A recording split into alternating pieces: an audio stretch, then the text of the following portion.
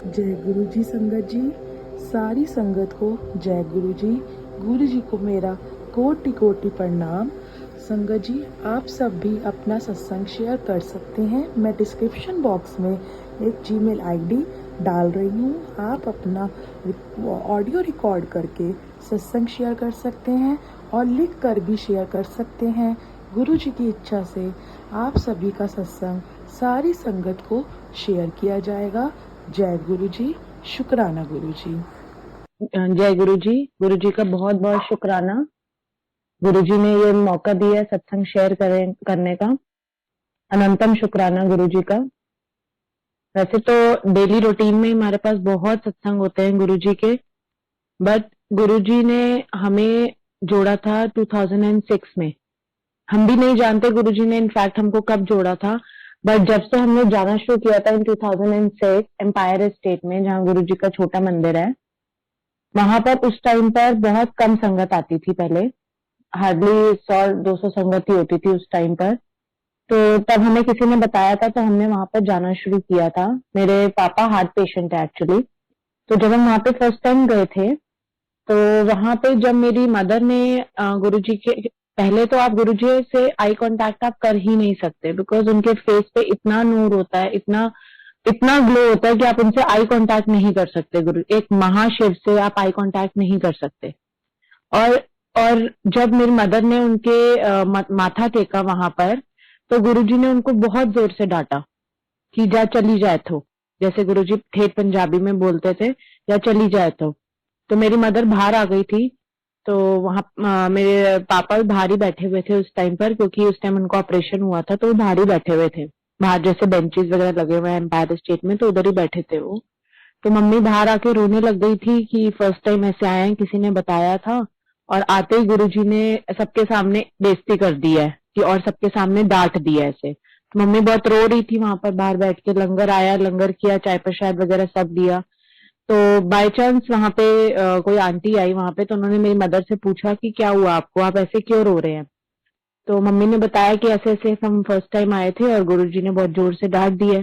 तो आंटी ने उनको समझाया कि गुरुजी ने आपको नहीं डांटा है, जो आपके ऊपर बुरे कष्ट आए हुए थे, जो बुरे कर्म आए हुए थे आपके ऊपर, वो गुरुजी ने उनको भगाया, आपको कुछ नहीं बोला। अब फर्स्ट टाइम था, फर्स्ट टाइम में इतना इतना आप नहीं बिलीव कर सकते किसी भी गॉड पे। तो मम्मी ने बोला चलो ठीक है, कोई बात नहीं।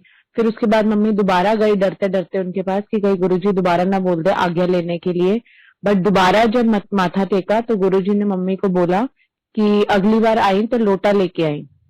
कि गुरुजी एक लोटा देते थे ब्लेस करने के लिए, ब्लेस करवाते थे उसपे कि, और वो भी सबको नहीं मिलता था। जिसपे गुरुजी चाहते थे, जो गुरुजी करवाना चाहते थे, सिर्फ उन्हीं को लोटा ब्लेस करवाते थे। फिर नेक्स्ट टाइम जब हम गए थे, तो उसके बाद लोटा लेके गए थे, तो गुरुजी ने मेरे फादर को एक्चुअली लोटा ब्लेस करके दिया था कि उसमें से आधा लोटे का जो जल होएगा वो आप पी लेना, और आधा अपनी नहाने की बाल्टी में डाल लेना। और वो आज तक चल रहा है वो लोटा। ये गुरुजी ने हमको दिया था 2006 में, खुद अपने हाथों से ब्लेस करके गुरुजी ने जो लोटा प्रसाद दिया था हमको। ऐसे ही गुरुजी के बहुत छोटे छोटे सत्संग होते रहते हैं हमारे साथ डेली रूटीन में, जो हमें पता, मतलब हमें लगता है कि गुरुजी हमें देख नहीं रहे हैं। जैसे एक प्रोवर्ब भी है कि हम अच्छे कर्म करें तो गुरुजी हमको देख, हम बुरे कर्म करें तो गुरुजी हमको देख नहीं रहे, और अच्छे करें तो देख रहे हैं। तो जैसे अब हम शिरडी गए थे, मैं अपनी फैमिली के साथ, इन लॉज के साथ मैं शिरडी गई थी वहां मंदिर में। तो वहां पे जैसे पंडित जी वगैरह खड़े हुए थे ऊपर, उस टाइम हमारे यहाँ पे घर बन रहा था। अब उन्होंने मेरे को वहां पर, जैसे मैंने माथा टेका, उन्होंने मुझे बोला, उनको कैसे पता था नहीं तो उन्होंने मुझे बोला ये फूल ना अपने नए घर में चढ़ा दियो। भगवान एक ही है, चाहे वो साईं बाबा हो, शिरडी हो, हनुमान जी हो, कोई भी हो, गुरु एक ही है, सिर्फ उनके रूप अलग अलग है। मैंने उनसे दोबारा पूछा, मैंने कहा क्या कह रहे हैं आप? कह रहे हैं आपका नया घर जो बनेगा ना, उसमें आप ये फूल रख देना। And I was so shocked कि इनको कैसे पता चला कि हमारा घर बन रहा है, और घर बनने के टाइम पर जो पूजा होता है या हवन होता है, तो उसमें नया फूल रखने हैं या फूल चढ़ाने हैं। मैंने उनसे 2 बारी पूछा और उन्होंने दोनों बारी मुझे यही रिप्लाई किया था। तो गुरुजी ने वहां पर बैठे भी दर्शन दिए थे शिरडी में भी, क्योंकि अब तुम कहीं पर भी चले जाओ, सिर्फ मुंह से यही निकलता है जय गुरु जी, या गुरु जी का मंत्र जाप निकलता है ओम नमः शिवाय, शिव जी सदा सहाय, ओम नमः शिवाय, गुरु जी सदा सहाय। गुरु जी ने बहुत ब्लेस किया है, बहुत ब्लेसिंग्स दिया है। मेरा एक्सीडेंट भी हो गया था 2007 में। I met with a major accident, कि मतलब बस आप ये लगा लो कि गुरु जी ने ही बचाया मेरे को, जो बचाया है।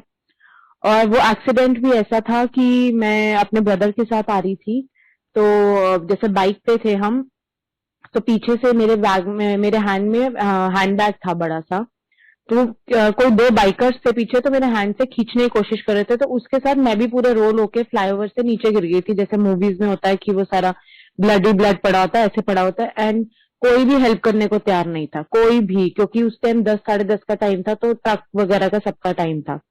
अचानक से एक टेम्पो आके रुका, उसने हमको मेरे को उसमें टेम्पो में लिटाया, और मेरे ब्रदर मेरे साथ था, मतलब बाइक पे था वो, तो उसने हॉस्पिटल छोड़ा टेम्पो वाले ने, और लिटरली वो बाहर छोड़ के चला गया। उसको नहीं पता कि कौन है क्या नहीं है, जब तक सारी फैमिली आ रही थी, सब था। आप मानेंगे नहीं संगत जी, आई थिंक शाम के टाइम या कुछ घंटों बाद उसी टेम्पो वाले का फोन आता है मेरी मदर के पास, कि मैं अभी जिस लड़की को ड्रॉप करके गया था वो ठीक है अब। और हम नहीं जानते उसके पास मेरी मदर का नंबर कैसे आया, या कैसे उन्होंने कांटेक्ट करने, जो टेम्पो ड्राइवर जो बाहर छोड़ के चला गया, जो हम जानते तक नहीं थे जिसको, और उसने मेरी मदर को फोन करके पूछ रहा है कि वो जो लड़की अभी मैं छोड़ के गया था वो ठीक है अब, क्या हुआ था उनको।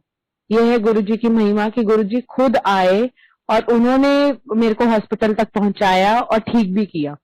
नहीं तो वहां पर तो डॉक्टर ने पहले तो जवाब ही दे दिया था कि नहीं, हम नहीं ठीक कर सकते हैं इनको, क्योंकि मेरे को बहुत मेजर लगी थी। बट गुरुजी ने ही मेरे को बचाया, और गुरुजी की ही पूरी ब्लेसिंग्स है मेरे ऊपर। तो गुरुजी का अनंतम शुक्राना। एंड एक छोटा सा सत्संग और सुनाऊंगी मैं आपको।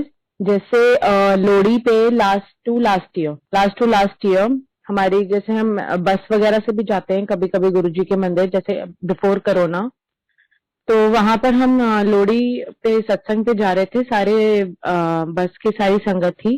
तो हम ऐसे ही हंसी मजाक कर रहे थे कि मंडे का दिन था, कि हमें तो आज लोहड़ी मिलेगी वहां पे गुरुजी के मंदिर में।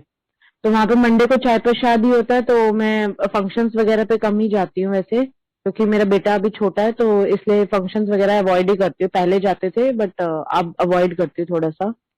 तो उस टाइम हमने कहा, वो आंटी ये कहती है कि नहीं, वो जो मूंगफली और रेवड़ी वगैरह होती है ना, वो उसी टाइम ही ना वो पॉलिथीन में ही ना पैक करके दे देते हैं वो। मैंने कहा अच्छा। तो जब हमने चाय प्रसाद वगैरह ले लिया, मत्था वगैरह सब टेक लिया, सारी चीजें कर ली, तो उसके बाद जब हम बाहर आ रहे थे, जहाँ पे एग्जिट लाइन है, जब जूते वगैरह हमने पहन लिए, एग्जिट लाइन है, तो एक अंकल पीछे से आए और मुझे कहते हैं जय गुरु जी आंटी, और उन्होंने मेरे हाथ में गुरु जी की रिंग पकड़ा दी। मतलब seriously I was very surprised. मैंने कहा अंकल ये क्या है, तो अंकल ने आगे से बोला जय गुरु जी। और मतलब मेरे को तो 2 मिनट तो मुझे समझ ही नहीं आया कि हुआ क्या एक्चुअली में, कि बाद में मुझे रियलाइज हुआ। मैं गुरुजी को बोल रही थी मजाक में कि गुरुजी आपने तो आज लोहड़ी देनी पड़ेगी, जैसे पंजाब में भी होता है कि सब लोहड़ी मांगने जाते हैं और सबको लोहड़ी देते हैं। तो मैंने कहा गुरुजी आज तो आपने सच्ची में वाकई में एक हमारी विश पूरी कर दी है अपनी रिंग देकर। ऐसे ही जैसे गुरुजी कहते हैं ना, मांगो नहीं मन्नो। मेरे आगे जो आंटी अंकल चल रहे थे वो भी हमारे बस के थे, तो उन्होंने ना अंकल को बोला कि अंकल आपने उनको रिंग दी है तो आप हमें भी दे दो। तो अंकल ने उनके बोलने पे दे तो दी उनको रिंग, लेकिन वो आंटी कहती हैं कि ना मेरे हाथ में तो ना पूरी नहीं आ रही है, तो ना आगे अपनी ब्लेसिंग्स किसी और को दे दी। और लूज मुझे भी थी, बट मैंने उसको फिर टाइट करवा लिया। बट आंटी ने उस टाइम मांग तो लिया, बट उनकी वो ब्लेसिंग्स नहीं थी, तो उन्होंने अपनी आगे ब्लेसिंग्स किसी को पास कर दी। तो गुरु जी कहते हैं मेरे पे विश्वास करो, मेरे से कुछ भी मांगो मत, मेरे पे यकीन करो। आप मानोगे, मैं अपनी एक कजन का सत्संग सुनाना चाहूंगी। मेरी कजन का 6 ईयर से बेबी नहीं हो रहा था, बहुत परेशान थी। सारे जैसे बोलते ही हैं आस पड़ोस वाले, फैमिली रिलेटिव्स वगैरह सब बोलते थे कि कब करना है, कब करना है, कब करना है। उसका बेबी हो ही नहीं रहा था। वो इतना रोती थी गुरुजी के आगे कि कब होगा, कैसे होगा। फिर लास्ट ईयर जब उसकी मैरिज को 5 इयर्स हो गए थे, शी गॉट प्रेग्नेंट। प्रेग्नेंट में 2 महीने के बाद उसका मिसकैरेज हो गया। और उसके बाद वो इतना रोई गुरुजी के आगे कि इतनी मुश्किल से एक तो आपने बेबी दिया और उसके बाद भी मिसकैरेज हो गया। फिर जब उसका मिसकैरेज हुआ, उसके ब्रदर के ड्रीम में गुरुजी आए और गुरुजी उसको बोलते हैं कि अपनी बहन नु बोली कि रोए ना, मैंने उन्हों मुंडा ते कुड़ी ब्लेस किया हैगा। और दिसंबर में उसका मिसकैरेज हुआ था, जनवरी में अगेन शी गॉट प्रेग्नेंट और अब उसके 1 साल के दोनों बेटा बेटी हैं and they are so blessed. मतलब मैं आपको बता नहीं सकती, वो वाकई में गुरुजी के दिए हुए बच्चे हैं। उसके 6 इयर्स के बाद बच्चे हुए हैं, लेकिन और देखो ट्विंस हुए ना, ससुराल में उसकी हिस्ट्री थी ट्विंस की, ना मायके में उसकी हिस्ट्री है ट्विंस की। फर्स्ट टाइम ऐसा हुआ था कि ट्विंस हुए थे। तो गुरुजी ने जब देना है, उसने पहले मांग मांग के लिया कि नहीं मुझे चाहिए चाहिए चाहिए, और देखो गुरुजी ने पहले प्रॉब्लम क्रिएट कर दी। और उसके बाद जब गुरुजी ने देना था तो एक की जगह 2 दिए, छप्पड़ फाड़ के दिया कहते हैं ना। तो गुरुजी ने जब जिस टाइम पर जो देना है वो देंगे ही देंगे। हमें भी नहीं पता क्या परफेक्ट टाइम है, कब क्या गुरुजी सोच रहे हैं। अगर हम उस लेवल पे आ जाए तो फिर सारे काम ही हम ना करने लग जाएं। फिर ऐसी मेरी बुआ है, उनके साथ भी ऐसे हुआ था। 2006 की बात ही मैं बता रही हूँ। उनको हाथ पे बहुत एलर्जी रहती थी, गुरुजी के टाइम की बात ही मैं बता रही हूँ। बहुत एलर्जी रहती थी हर चीज से ना, जैसे उनके हाथ पे इन्फेक्शन हो जाता था, एलर्जिक भी थी, या वैसे भी उनके थोड़े थोड़े टाइम बाद जैसे बहुत रफ रफ हैंड्स हो जाते थे, इतने दाने निकल आते थे, सब था। तो उनको बताया फिर किसी ने कि आप गुरुजी के जाए और वहां पे आप सारी प्रॉब्लम्स ठीक होती हैं, तो आप एक बार जाए वहां पर। वो एक्चुअली किसी और को मानती थी पहले, तो बुआ ने सोचा चलो एक बार जाके देख लेते हैं फिर क्या है क्या नहीं है। तो वहां पर किसी ने कुछ भी नहीं बताया गुरुजी को, सिर्फ बुआ ने वहां पे मत्था टेका गुरुजी के आगे एम्पायर स्टेट में। और गुरुजी ने क्या बोला उनको छूटते ही कि ला मैनू अपना हाथ दे दे। और लिटरली गुरुजी ने उनका हाथ अपने हाथों में लिया है, 5-7 मिनट तक दबाया है। और आज इतने साल हो गए हैं, 10-12 साल से भी ज्यादा हो गए हैं, उनको आज तक कोई एलर्जी नहीं हुई, कोई इन्फेक्शन नहीं हुआ, कुछ भी नहीं हुआ। She is perfectly fit and fine. उनको कभी और वो यहाँ भी नहीं रहती हैं, वो चेन्नई रहती हैं। वो चेन्नई से स्पेशली जब भी यहाँ आती हैं वो सबसे पहले बड़े मंदिर जाती हैं, फिर वो कहीं और जाती है। तो ये गुरुजी की महिमा है कि बिन, वो कहते हैं ना, बिन बोले सब कुछ जानदा। गुरुजी को बोलने की जरूरत ही नहीं है कि तुम्हें क्या चाहिए क्या नहीं चाहिए, जो भी तुम्हारे लिए अच्छा होगा। गुरुजी कहते हैं कि 90% कष्ट मैं अपने ऊपर ले लेता हूँ, तुम 10% भी अपने ऊपर नहीं ले पा रहे। सोचो हमारे ऊपर 100% आ जाता तो हम फिर कहाँ जाते। फिर अभी तो गुरुजी ने 90% हमारे अपने कष्ट लिए हुए हैं। मैं आपको बताती हूँ, मेरी फ्रेंड के घर एक सत्संग था, फर्स्ट टाइम उसने सत्संग करवाना था। तो उसको भी बहुत डर लगता था कि मैं कैसे करवाऊंगी, क्या होगा, मेरा घर छोटा है, मैं नहीं करवा पाऊंगी। तो मैं उसको बोलती रहती थी कि नहीं करवा ले, गुरुजी ने जिस जिसको बुलाना है ना, कोई बात नहीं, बुला लेंगे, अपने आप देख लेंगे, छोटे बड़े से कुछ नहीं होता। जितनी संगत गुरुजी ने बुलानी होगी। उसका मन बहुत करता था, बट घर की वजह से शायद, या कि मैं कैसे कर पाऊंगी मैनेज, तो इस वजह से वो करवा नहीं पाती थी। मैं उसको हमेशा बोलती थी कि नहीं कुछ नहीं होता, करवा ले, अपने आप गुरुजी है ना, देखेंगे। तो फाइनली वो मान गई, गुरुजी ने आना था उसके घर पे, तो मान गई, सारा अरेंजमेंट वगैरह किया। तो जिस दिन उसके घर सत्संग था उससे एक दिन पहले गुरुजी उसके ड्रीम में आते हैं। तो उस टाइम भी वो सपने में भी टेंशन में ही थी। कह रहे थे गुरुजी ना मेरी तरफ बैक करके बैठे हुए थे व्हाइट चोले में। तो उस टाइम भी वो टेंशन में ही थी, सपने में भी, कि गुरुजी कैसा होगा, सब संगत आ तो जाएगी ना, कोई ऐसे घबराने वाली बात नहीं, जैसे 1-to-1 कॉन्वर्सेशन होती है। तो गुरुजी ने आगे से बोला कि मतलब देखो गुरुजी एक एक बच्चे का, एक एक संगत का कितना ध्यान रखते हैं। लिटरली मेरे उस टाइम रोंगटे खड़े हो गए थे सुन के। गुरुजी ने आगे से बोला कि उन्हों, मतलब हमारी रोड की तरफ ऐसे मेरी तरफ इशारा करके बोला कि उन्हों ज्यादा परेशान ना करी, जैसे जो गुरुजी का गद्दी का सामान था या स्वरूप था, क्योंकि वो फर्स्ट टाइम करवाई थी तो उसको इतना पता नहीं था। तो वो मैं अरेंज करके उसको दे रही थी। तो उसमें उन्होंने फिर गुरुजी ने उसको बोला कि उन्होंने ज्यादा तंग ना करें, तू जो भी होएगा मैं अपने आप देख लाऊंगा। तो उस टाइम जब उसने मुझे वो बात बताई तो सीरियसली मेरे में रोंगटे खड़े हो गए थे कि गुरुजी कैसे अपनी संगत का, अपने हर एक बच्चे का इतना ध्यान रखते हैं, इतनी केयर करते हैं।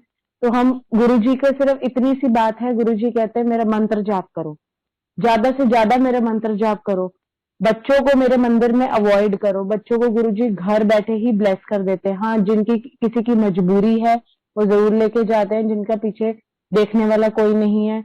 और जितना ज्यादा से ज्यादा मंत्र जाप करोगे गुरुजी उनको बहुत ब्लेस करते हैं।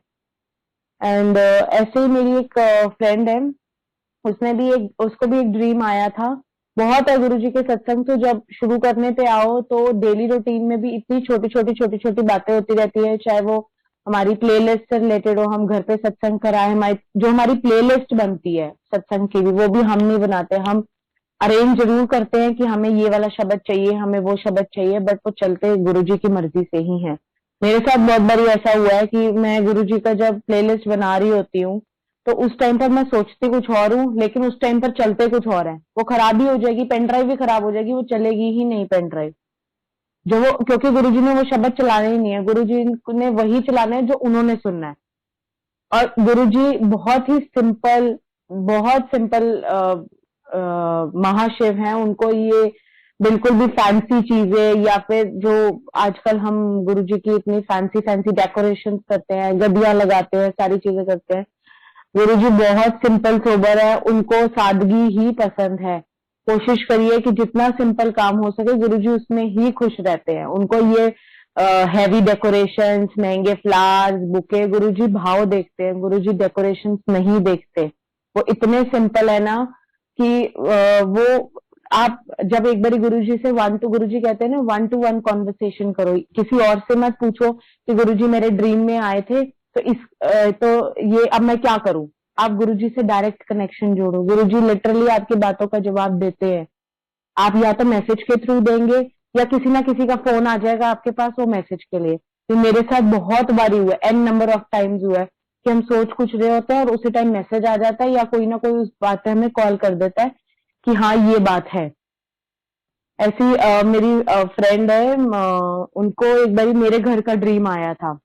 हालांकि मेरी उससे कोई इतनी बातचीत नहीं है, कुछ नहीं है, बट उनको सीरियसली मेरे घर का ड्रीम आया था कि मेरे घर में बहुत सारे गेस्ट आए हुए थे, काफी सारे गेस्ट आए हुए थे और मेरे घर पे रुद्र अभिषेक हो रहा था। मैं जब मंदिर में कभी रुद्र अभिषेक हमारे होता था तो मैं लिटरली सोचती थी कि मेरा भी बहुत बारी मन करता है रुद्र अभिषेक करवाने का। बट जब और हालात आप मानेंगे नहीं, आई थिंक 1 वीक या 10 डेज के बाद मेरी फ्रेंड का कॉल आया था कि ऐसे ऐसे मैंने ड्रीम में देखा है कि तेरे घर में रुद्र अभिषेक हो रहा है। और वहां पे प्रॉपर गुरुजी के सारे वो मंत्र जाप शब्द सब चल रहे हैं वहां पर। और उसने मेरे को उस टाइम पर, अभी तो खैर मुझे ध्यान नहीं है, उसने कोई 1-2 शब्द भी बताए थे कि उस टाइम पर वो भी चल रहे थे। तो गुरुजी हर बच्चे का, हर चीज का बहुत ध्यान रखते हैं। बस जरूरत है तो गुरुजी से डायरेक्ट कनेक्शन जोड़ने की, गुरुजी से बैठ के बातें करो, वो लिटरली आपकी बातों का जवाब देते हैं।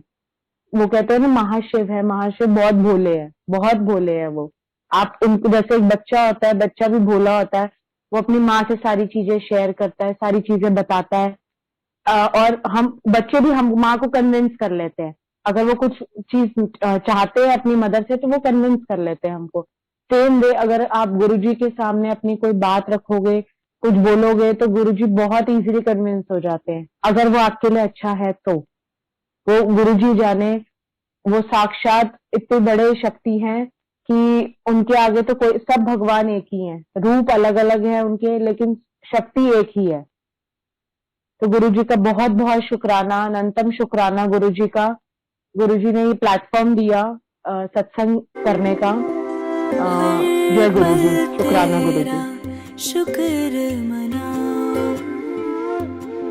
दिन रहने तेरे गुणगान, तेरी चरणों की धूली को मैं सिर मस्तक से लगाऊं, तुझे